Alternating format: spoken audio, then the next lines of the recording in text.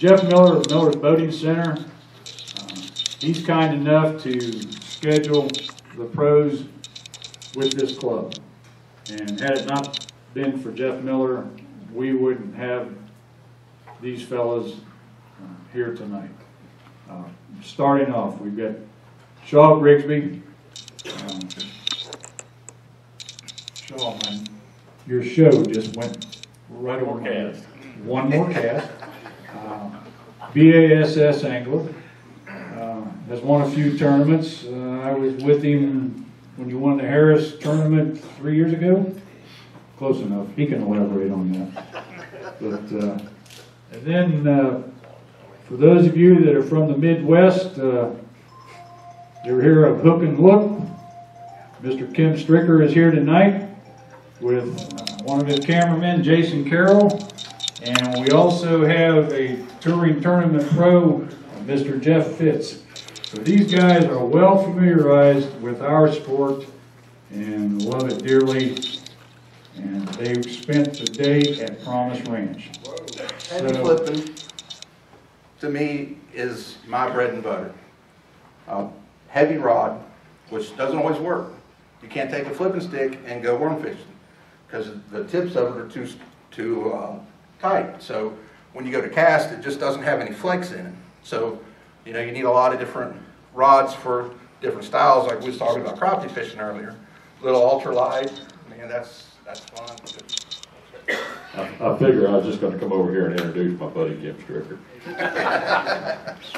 so he can come up here. But Tim's from Michigan, and what's really cool, I've known him forever. He used to fish all the BASS tournaments, and we always would hang out and just have fun. And he actually invited me ages ago. He said, man, come on up and we'll fish a tournament. He's really, really good. But it's pretty cool because he invited me up and he said, where do you want to go? And I'm like, where do I want to go? I've never been on St. Clair.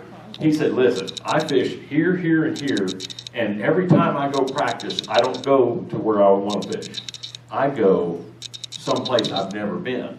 He said, so where do you want to go? And I'm like, what are you? And that's just, to me, that is such a cool thing. If you've got your local lake or place that you fish, you know, that was an awesome way to fish because you learn more. You go to places that you haven't fished, you know, and say, well, you know, I always go up this north end because I catch a fish there. Well, try the south end, you know, try another place or two, and you'll learn a lot about it. It was really good. We won the tournament and had some great fun. But anyway, what's really cool is that he got to know Glenn Lau, who lives here in Ocala, and I don't know how many guys remember the movie Big Mouth, ages ago. Incredible. And then they had Big Mouth Forever, which was the second one. Well, Glenn was kind of the guy that pioneered being underwater, scuba tanks, and seeing what fish really do. Homer Circle, who is an incredible angler, an incredible man, in the Big Mouth show, was reeling a crankbait in, and this big bass came up and ate it. And Glenn's filming the whole thing, and Homer never knew it ate the crankbait. He just reeled it in, and he spits it back out. It was awesome. And so some of the stuff we get to see because of people getting underwater is exceptional. So Kim went from that and kind of took the mantle of that, and now he's the one going underwater and diving with gators and stuff like that. Kim Stricker from Hook and Look, a great show that's on the Outdoor Channel and on World Fishing Network, so you can catch all the deals. I'll just bring it over to you, so you can just kind of hang out right there. And there you go, Kim Stricker.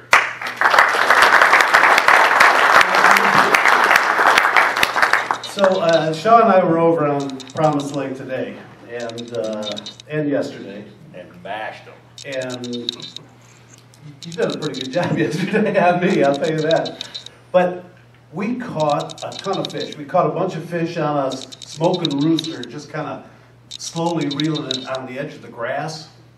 And then, you know, the big thing I do is I then go underwater and I look at the habitat, I look at the forage, you know, show everybody the structure that we're fishing. Grass that comes out, I mean, just beautiful stuff. And every now and then, we catch a great fish.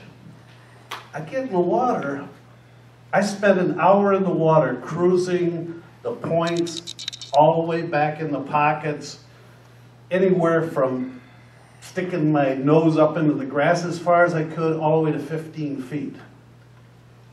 I never saw a bass. I mean, that lake is loaded with fish. I have never ever seen that yet. The forage is a bunch of bluegills, you know, little young of the year bluegills are sitting on those little points and stuff, right where they come and feed. But the grass, the cara, it's an erect algae that grows out. It's actually not weeds, but it looks like weeds. But the fish can get down in that, I know that. But even when I swim by it, I normally spook them out of it. I never spooked a fish.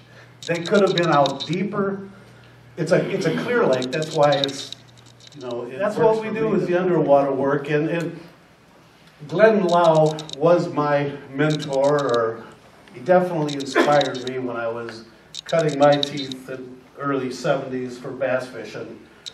And I've kind of taken it from there. I am interviewing Glenn tomorrow. I'm going out with Glenn, and I'm doing a show honoring him.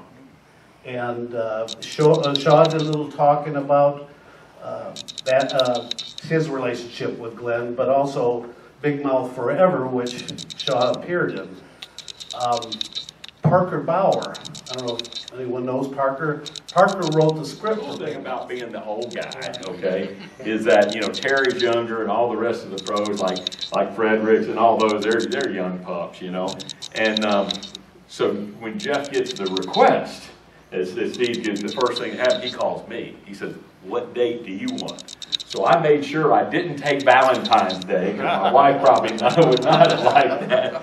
I said, "I'll do it today." And I knew I was filming, so I was thinking, you know, maybe just not get Kim to come. So that's kind of a little bonus. But anyway, enjoy being here. I did bring tackle, and you know, if there's anything that you want to know about local fishing, I can tell you that Frederick is the best there is. So I mean, when you had him in November, right? Right. You got the best. I mean, he's going to fish. I'll fish the Southern Open next week on Harris Chain. So if you want to enjoy a weigh-in, if you're not doing anything on Thursday or Friday, not of this week, but a week away, come to Venetian Gardens at about 3 o'clock.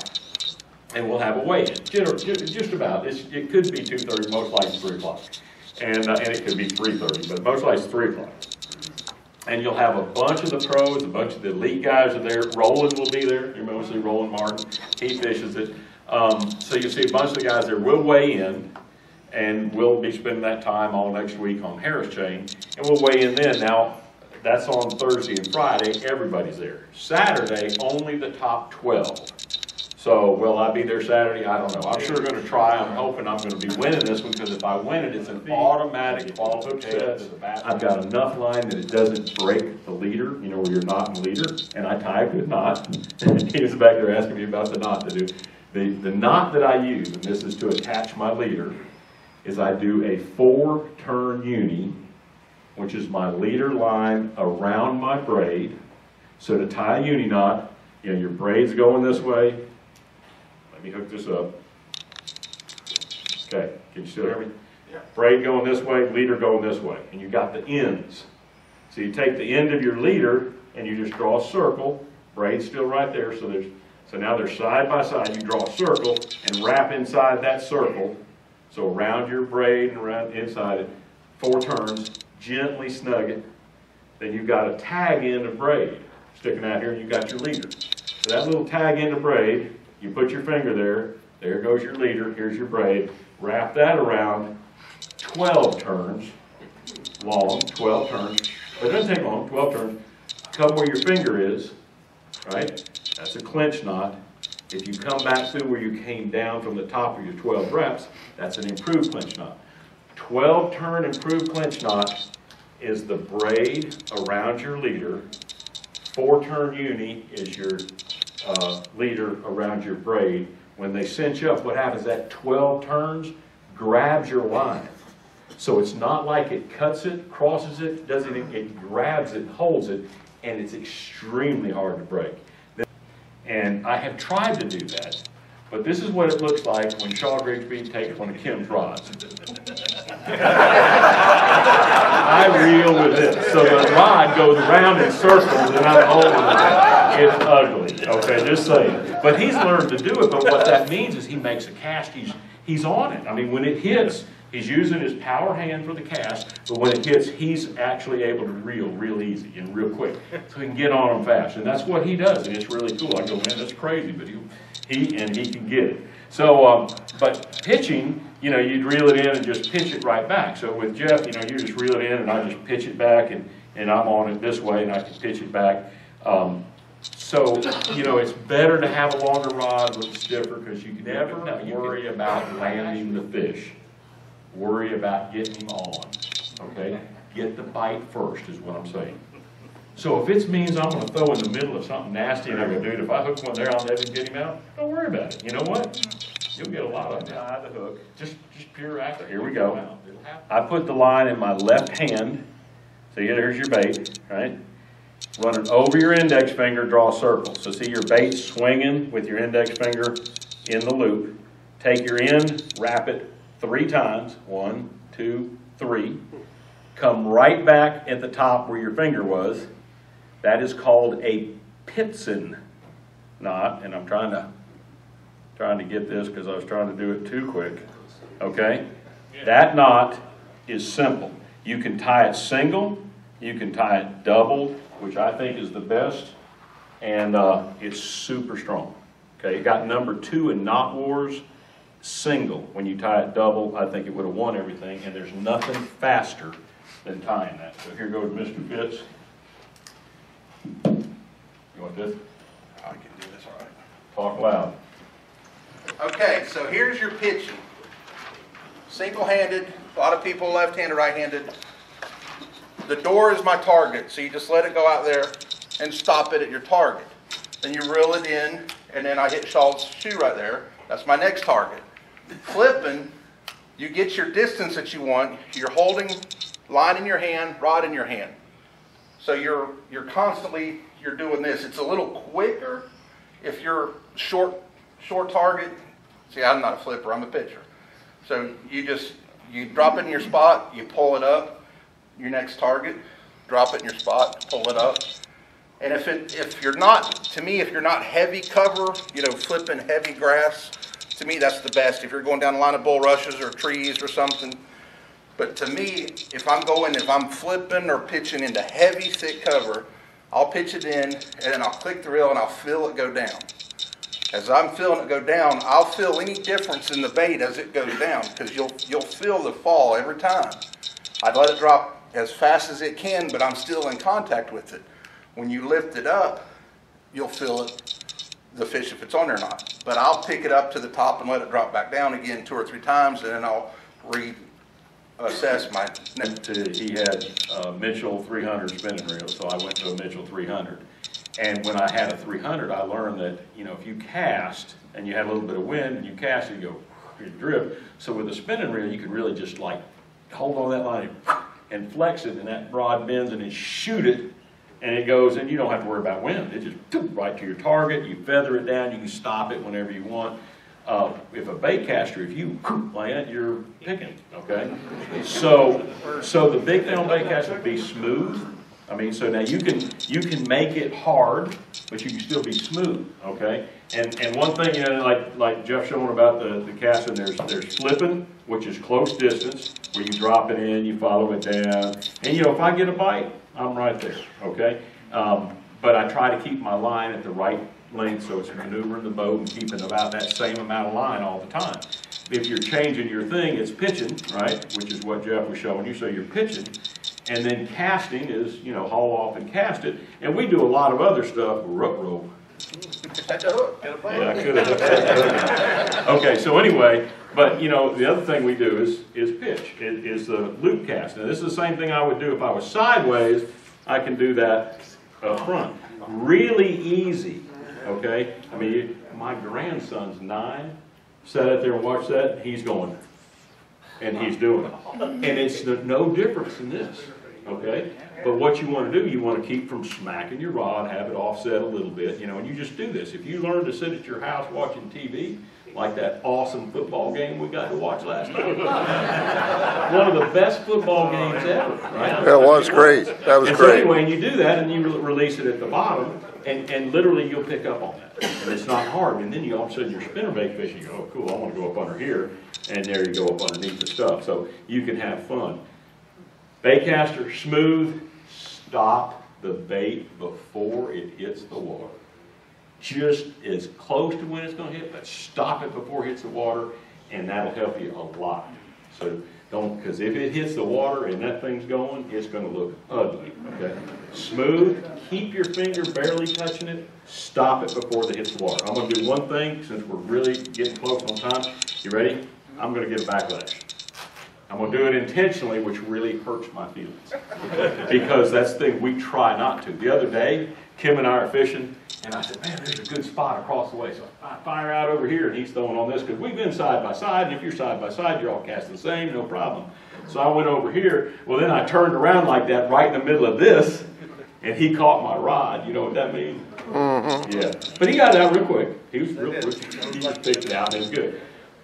Let me show you a cool trick on backlashes, okay? And, you know, it doesn't work 100%, but it's a high 90s, okay? So this is cool. And like I said, it's just hard to do this. Has anybody tried to get a backlash? No. I mean, they were all, no. Okay? This is, yeah, oh, okay. Anyway, it's ugly. Y'all can see it. I got big hairs hanging all over here, okay? Oh, my God. Oh, this is bad.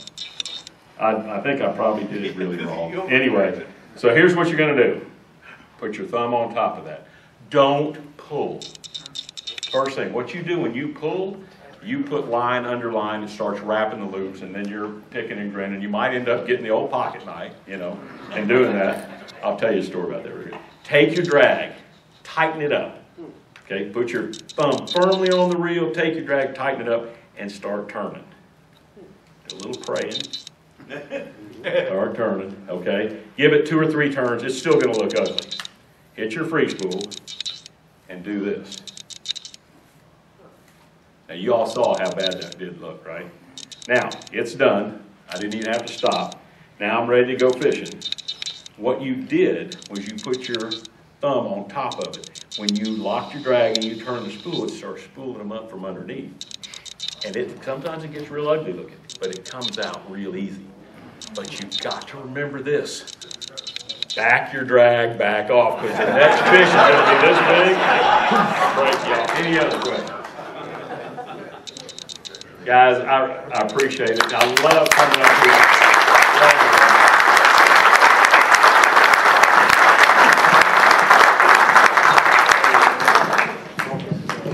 Make sure you start Stricker back coming up doing his video. I'll come watch.